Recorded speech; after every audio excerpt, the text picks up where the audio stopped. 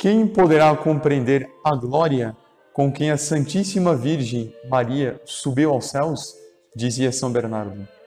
Estamos no programa Esplendores de Maria e, sobretudo, estamos com a alma repleta de gáudio, porque estamos nos aproximando da festa da Assunção de Nossa Senhora aos céus, comemorada por toda a Santa Igreja no dia 15 de agosto. Uma das festas mais antigas, umas festas marianas mais antigas na história da Igreja, mas foi proclamada como verdade de fé, como dogma, apenas no século passado pelo Papa Pio XII, no dia 1º de novembro de 1950. Pois bem, nós gostaríamos de dar um pequeno resumo do que é a Assunção de Nossa Senhora, de como foi a Assunção dela e quais são as verdades teológicas que baseiam a proclamação deste dogma. Pretendo dividir essa pequena aula em duas partes. A primeira é toda a verdade teológica acerca da Assunção, o dogma, etc. A segunda parte é como se deu o dogma da Assunção de Nossa Senhora. Como foi, quando foi, nós vamos analisar um pouquinho. Diz um autor, um teólogo, Augusto Nicolás, que a vida de Nossa Senhora se parece mais ou menos como o peregrinar do sol, desde a aurora até o crepúsculo. O sol, na sua aurora, ele dizia, faz referência na vida de Nossa Senhora à Imaculada Conceição. Foi a aurora da vida de Nossa Senhora. Quando o sol alcança o seu zênite, o seu maior brilho ao meio-dia, ele dizia que foi a maternidade divina em Nossa Senhora, foi como o sol da graça, o seu maior esplendor. E o crepúsculo, no momento que o sol está se pondo, ele dizia, se compara à Assunção de Nossa Senhora. Então nós vamos deitar muito mais do que nossa inteligência, o nosso coração, para compreender esta bela verdade da Assunção de Nossa Senhora. Como estava dizendo, o Papa Pio XII proclamou em 1950, com a bula Munificentissimus Deus, a verdade de que Nossa Senhora subiu em corpo e alma aos céus.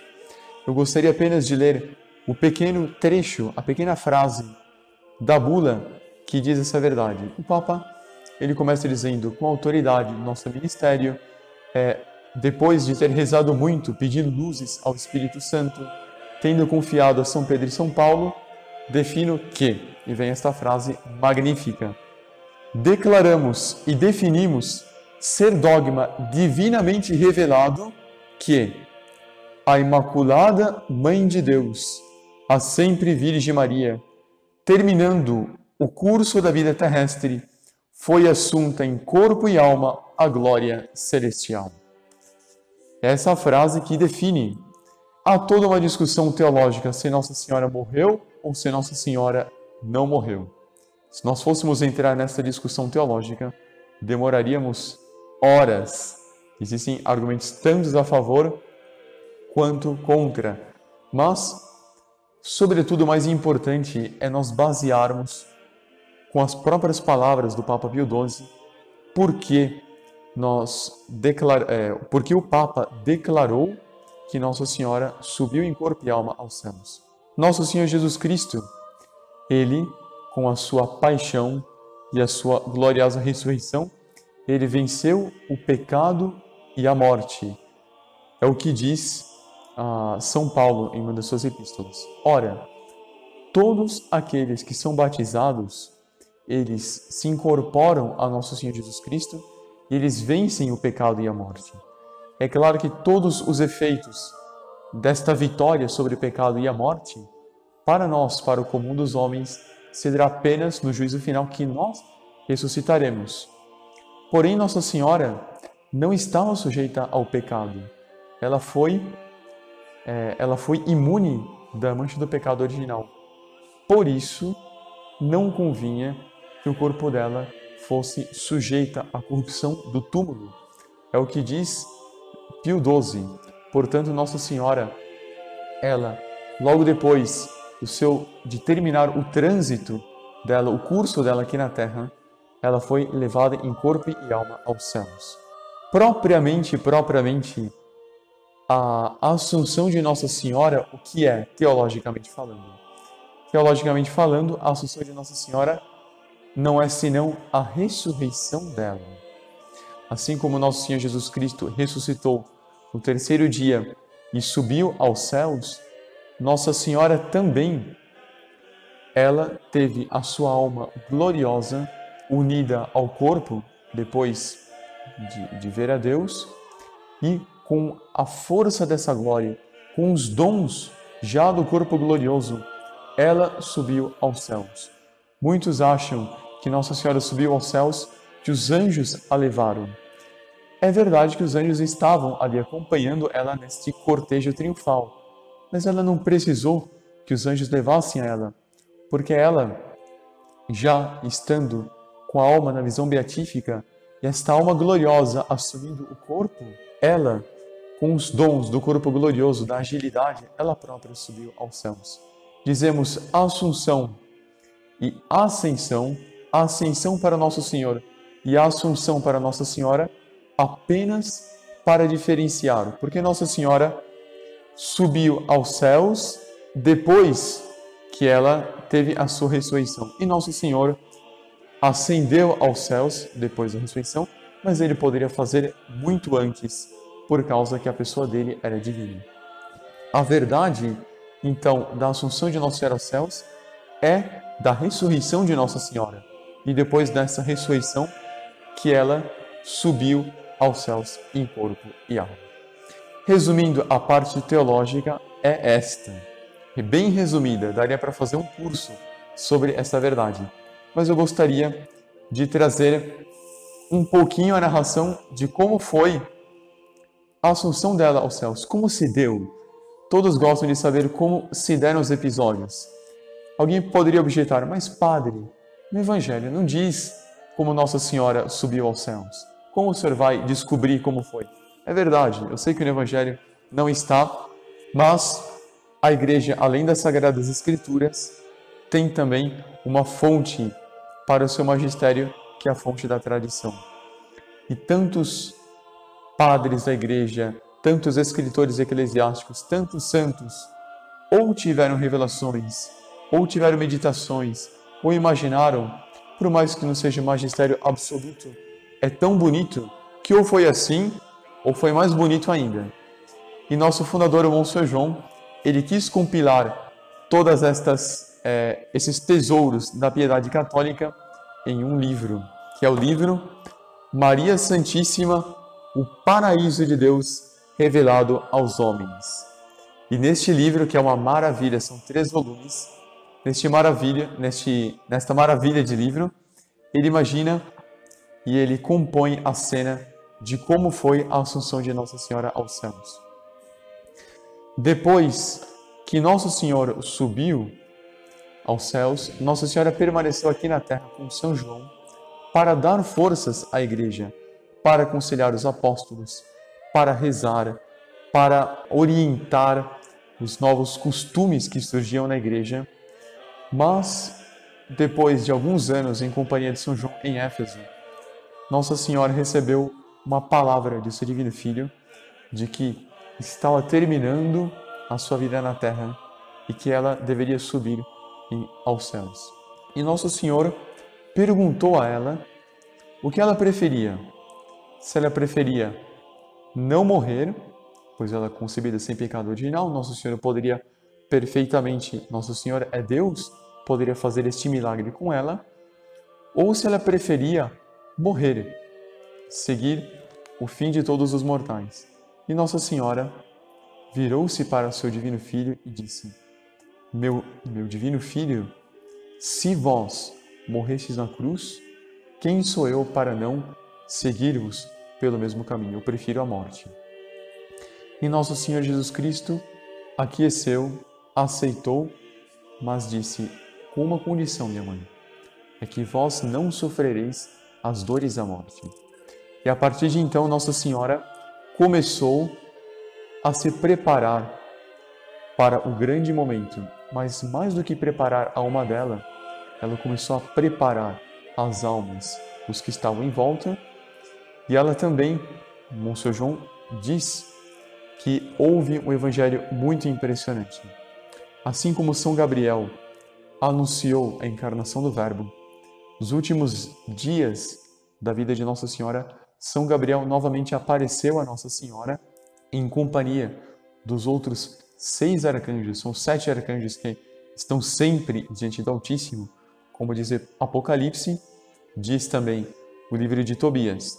E São Gabriel tomou a palavra e disse: Minha Senhora, assim como vós gerastes o Verbo no tempo para que nosso Senhor Jesus Cristo, o Verbo divino, se encarnasse e nascesse e redimisse os homens, assim é necessário que vós, misticamente, espiritualmente, gereis o vosso reino. Gereis aquela era que virá no fim do mundo e que será uma era de graças nunca então vistas sobre a face da terra. E vós penseis, vós fabriqueis, vós crieis no vosso interior, na vossa mente e na vossa alma, como deverão ser aqueles filhos e filhas, como deverá ser a humanidade no reino de Maria. E Nossa Senhora começou a pensar, começou a meditar. Essa ideia é baseada numa palavra de São Luís Maria Grande de Montfort, que ela gerava espiritualmente aqueles filhos espirituais dela. Portanto, você também. Em certo momento, Nossa Senhora terminou de gerar no espírito o reino de Maria e foi que ela sentiu que o grande momento se aproximava. Nossa Senhora pediu que os anjos avisassem os demais apóstolos que estavam dispersos já por toda a terra que ela iria subir aos céus. E, um por um, começaram a chegar, alguns miraculosamente, outros já estavam ali próximos, começaram a chegar. E quando o maior número dos apóstolos, como diz a tradição também, com exceção de São Tomé, já estava ali, Nossa Senhora foi dando uma palavra para cada apóstolo, foi dando um último conselho para cada um. E depois de dar um último conselho para cada um, Nossa Senhora entrou em êxtase. Teve uma visão de como seria o brilho da Igreja no fim dos tempos. Portanto, como diz São Luís Maria Grande de Montfort, do Reino de Maria. E Nossa Senhora viu algo de muito especial e naquele êxtase ela morreu. A morte dela foi tão suave que muitos teólogos chamam de dormição. Foi um sono, quase não foi uma morte, foi tão suave que ela dormiu. E os apóstolos passaram toda aquela noite em vigília, em oração, junto ao corpo dela, que todos rezando, em certo momento alguns foram se recolher e permaneceu São João em vigília com ela, até que raiou a aurora.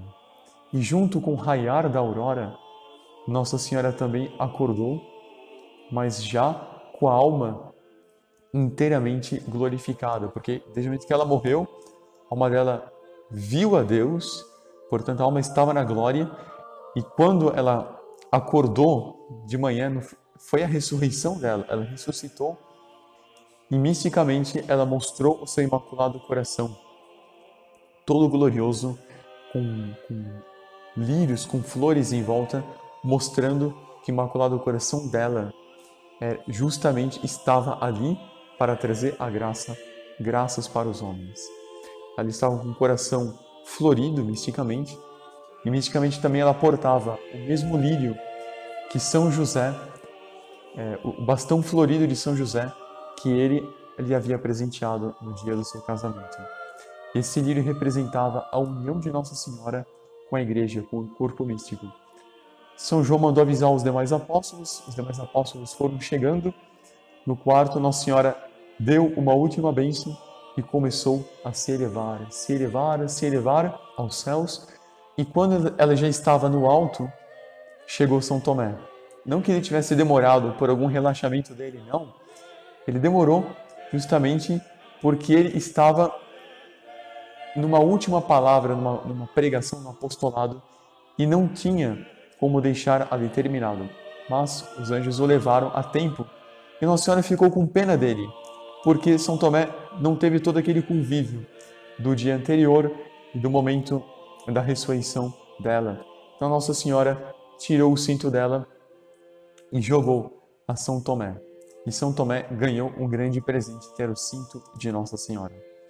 E assim, Nossa Senhora subiu aos céus em corpo e alma e reina ali gloriosa junto a Deus para interceder por todos os homens. Que ela, já como rainha do céu e da terra, que ela interceda por todos nós. Deixo aqui a minha bênção por intercessão de Nossa Senhora assunta aos céus e peço que ela interceda por todos e a cada um. Mas antes disso, eu gostaria de avisar que na sexta-feira haverá novamente a live com o Padre Tiago Geraldo sobre as profecias. Que Nossa Senhora lhes ajude. O Senhor esteja convosco. Que a bênção de Deus Todo-Poderoso, Pai e Filho e Espírito Santo, desça sobre cada um de vós e permaneça para sempre. Amém. Salve Maria!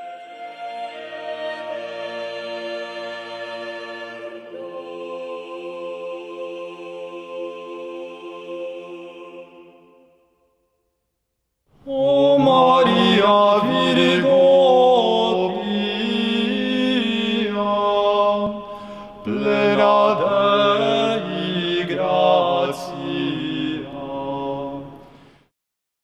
Se você gostou desse vídeo, deixe seu like e não se esqueça de se inscrever no canal e ativar as notificações para não perder nenhum de nossos vídeos.